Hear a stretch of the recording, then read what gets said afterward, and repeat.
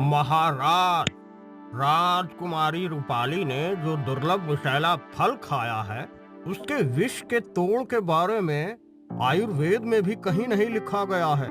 मुझे तो डर है कि शायद राजकुमारी अपनी आंखें अब कभी नहीं खोल पाएगी। अब मैं क्या करूं? मैं अपनी बेटी के प्राणों की रक्षा कैसे करूं? मिल गया, मिल गया, मिल गया। अरे तुझे ऐसा क्या मिल गया जो तू इतना खुश हो रहा है?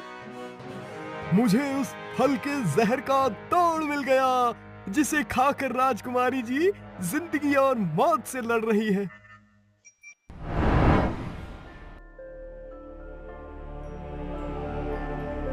ये सुनहरा अमरूद ही राजकुमारी जी को नई जिंदगी दे सकता है, लेकिन ये कहाँ मिलेगा, इसकी कोई जानकारी नहीं है।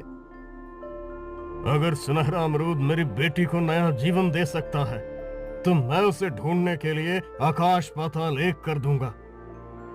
महाराज, आपको जो भी करना है शीघ्र कीजिए, क्योंकि जिस गति से राजकुमारी जी पर उस जहरीले फल का जहर असर कर रहा है, उस हिसाब से उनके पास केवल 15 दिनों का समय और बचा है। आज अमावस की रात है, इसका मतलब आने वाली पूर्णिमा की रात या तो राजकुमारी जी की आखिरी रात होगी या उनके जीवन का चांद निकलेगा। अपनी बेटी का जीवन बचाने के लिए अगर मुझे किसी राज्य पर आक्रमण करके उसे तबाह भी करना पड़े, तो वो करने से भी मैं पीछे नहीं हटूंगा। आखिर मैं इतने शक्तिशाली राज्य का राजा जो हूँ।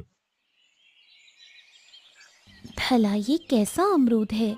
मैंने ऐसा अमरूद तो पहली बार देखा है। पिताजी को इसके बारे में बताना होगा। पिताजी अभी यहीं थे, कहाँ चले गए?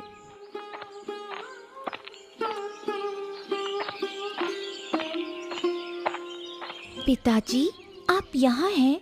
मैं कब से आपको ढूंढ रही हूँ। क्या हुआ पुत्री? मुझे ढूंढने की कोई खास वजह है क्या?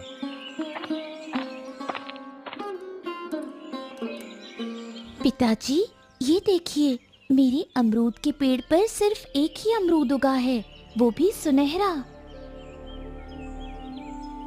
भला ऐसा कैसे हो सकता है? मैं जानता हूँ कि ऐसा कैसे हुआ है। इसका मतलब है कि हमारे दादा परदादा जो कहा करते थे, वो बात सत्य थी।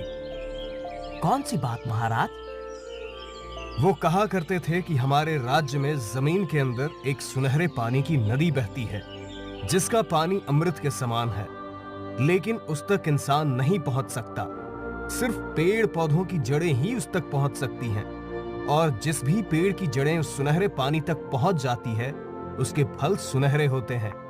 आज तक हम उनकी बातों को सिर्फ किस्से कहानियां ही मानते थे, लेकिन ये सुनहरा फल देखकर हमें यकीन हो गया कि उनकी बातें सच थी। तब तो फिर अवश्य सुनहरे अमरूद की कुछ खासियत भी होगी। हाँ बिल्कुल, ये सुनहरा अमरूद किसी भी बीमारी को ठीक कर सकता है और हर तरह के जहर को काटने में सक्षम है। लेकिन पुत्री, तुम राजमहल वापस जाओ, मैं मंत्री जी से उद्यान के बारे में कुछ बात करके आता हूँ। सुनहरे अमरूद को सिर्फ वही खा सकता है जो इसे पहली बार देखता है। अगर इसे उसके अलावा कोई और खाता है, तो इसे पहली बार देखने वाले की आधी उम्र उसके पास चली जाती है। ये तो बहुत बड़ी समस्या हो गई महाराज। हमारे सामने इससे भी बड़ी समस्या खड़ी हो गई है। कौन सी समस्या महाराज? नव्या ने सबसे पहले सुनहरे अमरूद को देखा है, तो अगर पकने से पहले सुनहरे अमरूद को तोड़ा गया या पेड़ को काटा गया, तो उसी वक्त नव्या की मौत हो जाएगी। लेकिन मेरी समझ में ये नहीं आ रहा है कि पता कैसे चलेगा कि सुनहरा अमरूद पक चुका है या नहीं। आज अमावस्या है ना मंत्री जी? जी महाराज। तो फिर ये सुनहरा अमरूद आज से ठीक 15 दिन बाद, जब पूर्णिमा का चांद आसमान में ठीक अमरूद के पेड़ के ऊपर आएगा, तब सुनहरा अमरूद पूरी तरह पक जाएगा। उसके बाद यदि इसे नव्या खाएगी, तो उसकी आयु बढ़ जाएगी, और यदि उसे किसी भी तरह की बीमारी होगी, तो वो ठीक भी हो जाएगी। परंतु यदि नव्या के अलावा किसी और ने सुनहरा अमरूद खाया तो 15 दिन बाद जो होगा वो होगा, लेकिन अभी इस सुनहरे अमरूद की रक्षा करनी होगी। मंत्री जी, सेनापति से कहकर दिन रात इस अमरूद की सुरक्षा करने का बंदोबस्त कीजिए। जो आपकी आज्ञा महाराज। तुम बहुत शीघ्र ठीक हो जाओगी। मैंने सैनिकों को सुनहरे अमरूद की तलाश में इस राज्य में ही नहीं बल्कि दूसरे राज्यों में भी भेज दिया है।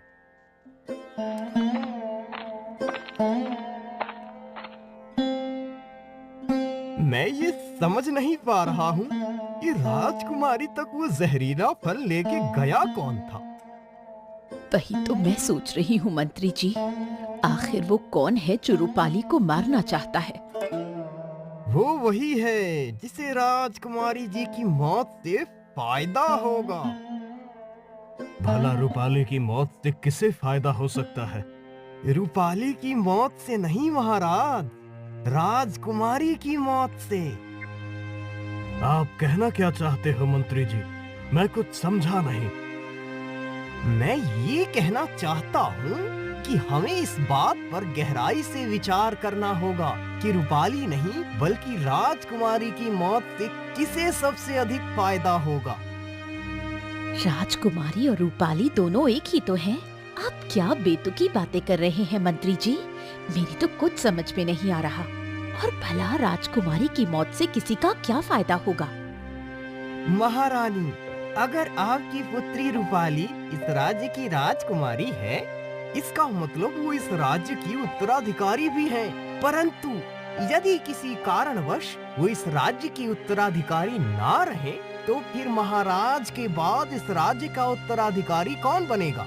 जिस किसी ने भी राजकुमारी को जहरीला फल खिलाकर मारने की कोशिश की है, वो आपकी पुत्री रूपाली को नहीं बल्कि राजकुमारी को मारना चाहता है, ताकि कोई भी इस राज्य का उत्तराधिकारी ना रहे और वो इस बात का फायदा उठा सके। अब मैं आपकी बात अच्छी तरह समझ गया मंत्री जी। तब तो अब हमें शीघ्र से शीघ्र उस व्यक्ति का पता लगाना होगा, लेकिन कैसे? आप चिंता ना करिए, मैं उस राजद्रोही को पकड़ने का कोई न कोई उपाय ढूंढ लूंगा। चोर चोर चोर! मेरे होते हुए तू महाराज का अमरूद नहीं चुरा सकता। यहाँ कोई चोर नहीं है, मैं हूँ। तू यहाँ अमरूद की रखवाली करने आया है या फिर सोने आया है? अगर महाराज को पता चला कि तू सो रहा था तो फिर तेरी खैर नहीं। ना जाने इस अमरूद में ऐसा क्या है जो महाराज ने इसकी सुरक्षा के इतने कड़े इंतजाम करवाए हैं। इस अमरूद पर इस राज्य का भविष्य टिका हुआ है, तो अब तुम स्वयं सोच लो कि ये कितना खास होगा। तुम्हें इस बात का ध्यान रखना है कि कोई भी इस अमरूद को तोड़ ना सके। जो आपकी आज्ञा मंत्री जी।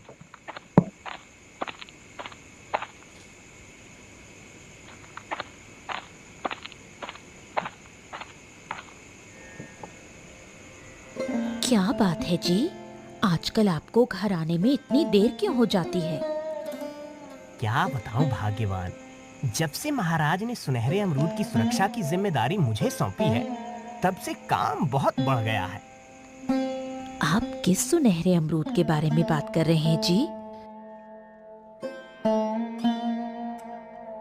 इसका मतलब आने वाली पूर्णिमा की रात तक राजकुमारी नव्या के प्राण संकट में रहेंगे।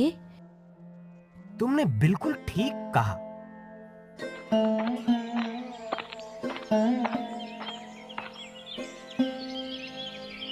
बहुत दिनों बाद दिखाई दी है।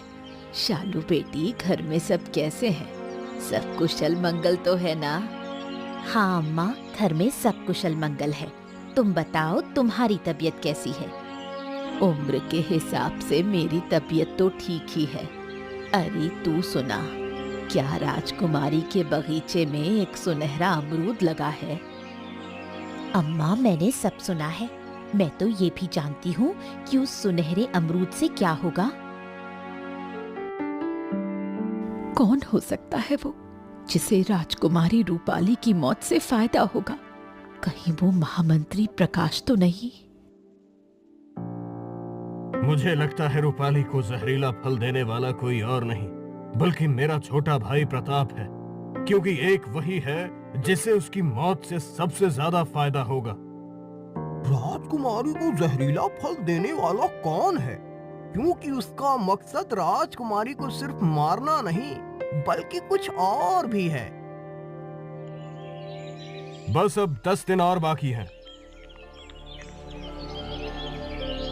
इसका मतलब मैंने जो सुना वो सब सच था।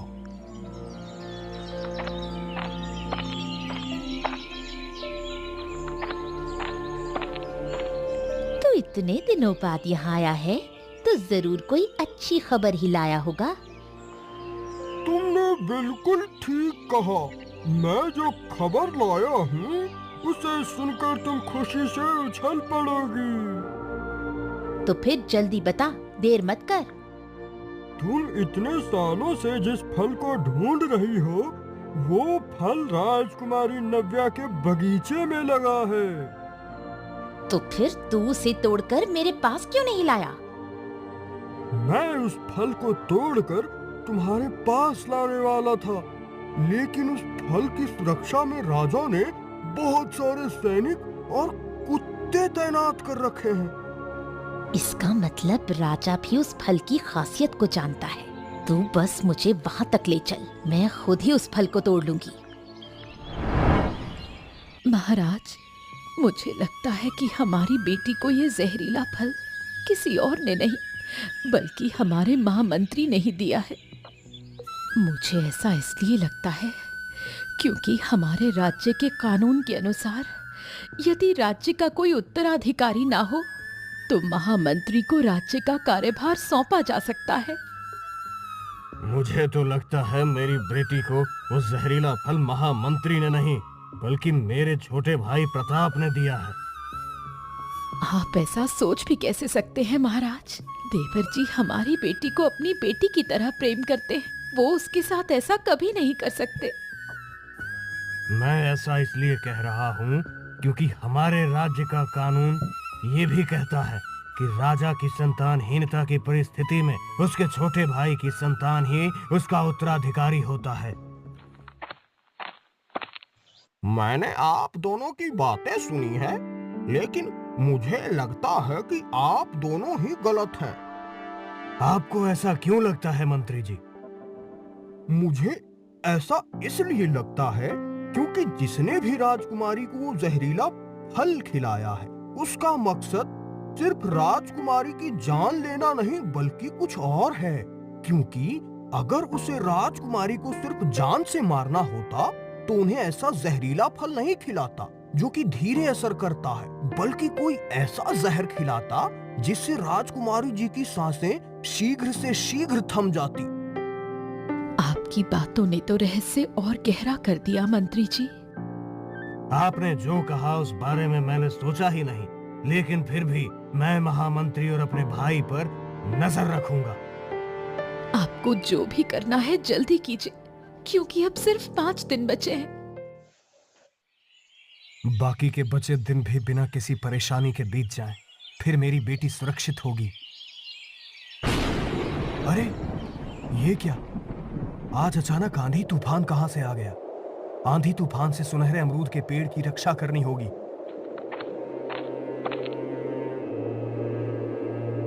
सैनिकों, पेड़ को मजबूती से पकड़े रखो। हे भगवान, मेरी पुत्री की रक्षा करना।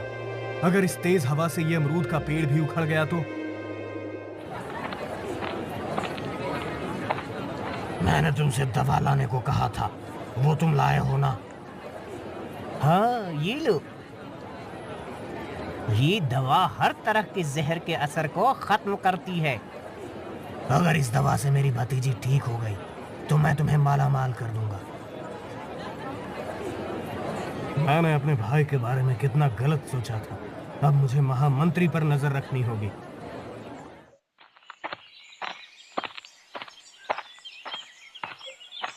महाराज, अब सिर्फ 3 दिन और बचे हैं, लेकिन अब तक ना सुनहरे अमरूद की कोई जानकारी मिली है न कुछ पता।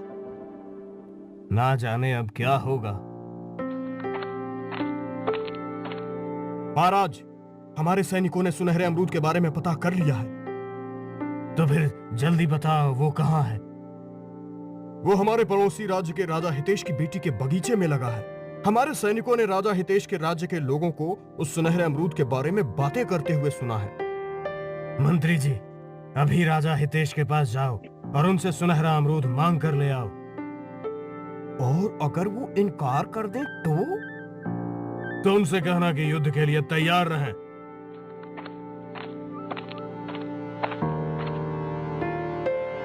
ना जाने राजा हितेश के पास से लौट कर आने में मंत्री जी को कितना समय लगेगा। मैं भी उनके पीछे पीछे जाता हूँ तो अच्छा रहेगा। सेना लेकर आप भी मेरे साथ चलो सेनापति जी। जैसी आपकी आज्ञा महाराज। यही है वो जगह जहाँ वो सुनहरा अमरूद लगा है।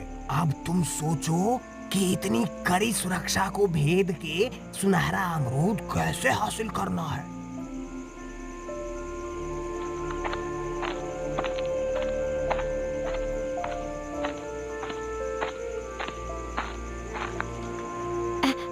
हम दोनों। तूने मुझसे कहा था ना कि सुनहरा अमरूद कैसे हासिल करना है वो मैं सोचूं। हाँ, मैंने कहा था। वो मैंने सोच लिया है। कैसे? ऐसे। मुझे तो ये पता ही नहीं था कि तुम रूप भी बदल सकती हो। तुझे क्या लगता था मैं कोई मामूली डायन हूँ? मैंने अपनी इसी शक्ति का इस्तेमाल करके राजा धवल का भी रूप बनाया था।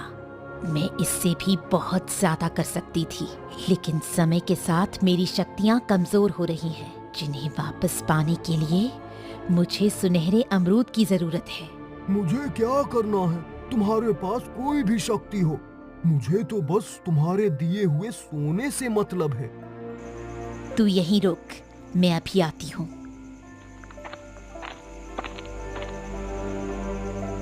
मैंने इस फल को पाने का कितना लंबा इंतजार किया है, अब और इंतजार नहीं होता। तुम सब महाराज पर क्यों भौंक रहे हो? सैनिकों, मुझे सुनहरा अमरूद तोड़ कर दो। मैंने पहले जो भी कहा था वो भूल जाओ, और जो अभी कहा वो करो, नहीं तो ठहरो, ऐसा मत करो। ये हमारे सामने दो महाराज कैसे आ गए? नहीं नहीं, मैं असली हूँ। तुम मेरी बात मानो और वो फल तोड़कर मुझे दो। कौन असली है कौन नकली, इसका फैसला भी करता हूँ। ये कुत्ते महाराज की सुगंध पहचानते हैं।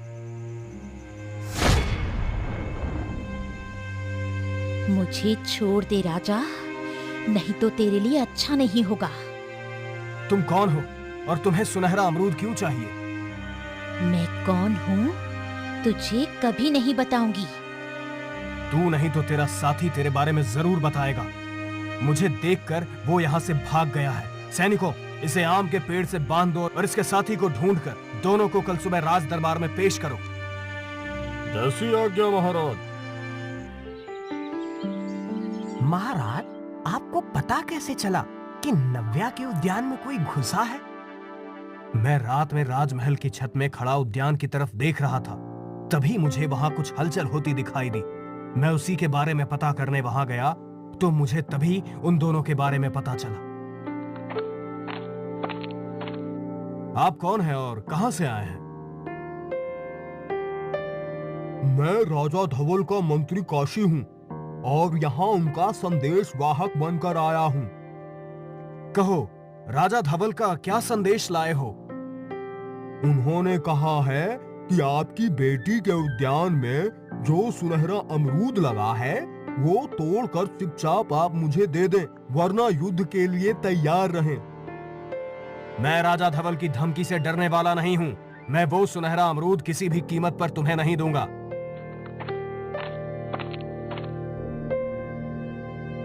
महाराज, हमने इन दोनों को पकड़ लिया है। अब बताओ तुम कौन हो नहीं तो तुम दोनों को देशद्रोह के इल्जाम में आजीवन कारावास की सजा दूंगा।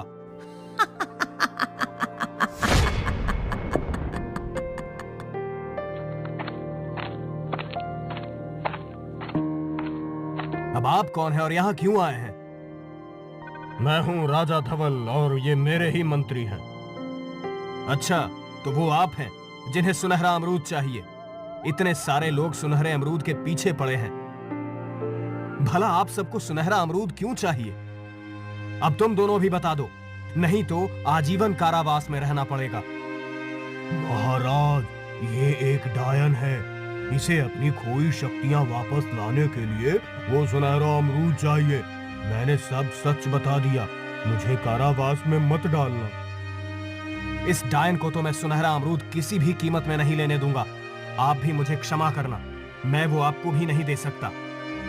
ये जानते हुए कि उस अमरूद से मेरी पुत्री की जान बच सकती है, उसके बावजूद आप उसे देने से मना कर रहे हैं। अब आप युद्ध के लिए तैयार रहिए।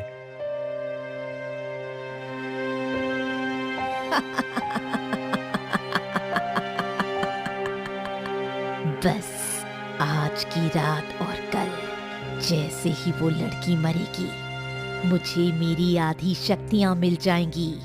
उसके बाद तू खुद मुझे वो सुनहरा अमरूद लाकर दे देगा। तुम क्या कह रही हो? तुझे क्या लगता है तेरी बेटी को वो जहरीला फल खाने को किसने दिया था? मैं कमजोर हो चुकी थी। अपनी शक्तियां वापस पाने के लिए मुझे ऐसा करना पड़ा। जैसे जैसे तेरी बेटी मौत के मुंह में जा रही है, वैसे वैसे मेरी शक्तियां बढ़ रही हैं।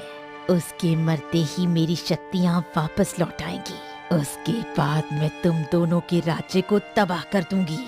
लेकिन तुमने मेरी पुत्री को ही वो जहरीला फल क्यों खिलाया? क्योंकि तेरी बेटी पूर्णिमा की रात को जन्मी थी, इसलिए। पिताजी, अगर ऐसी बात है तो सुनहरा अमरूद रूपाली को खिला दीजिए। अगर मेरी आधी जिंदगी से हमारा राज्य और रूपाली की जिंदगी बच सकती है तो मैं अपनी आधी जिंदगी देने के लिए तैयार हूँ। मुझे नहीं पता था कि मेरी पुत्री बड़ी हो चुकी है। अगर तुम ऐसा चाहती हो तो फिर पूर्णिमा की रात को जब सुनहरा अमरूद पक जाएगा, तब मैं उसे राजा धवल को सौंप दूंगा। नहीं,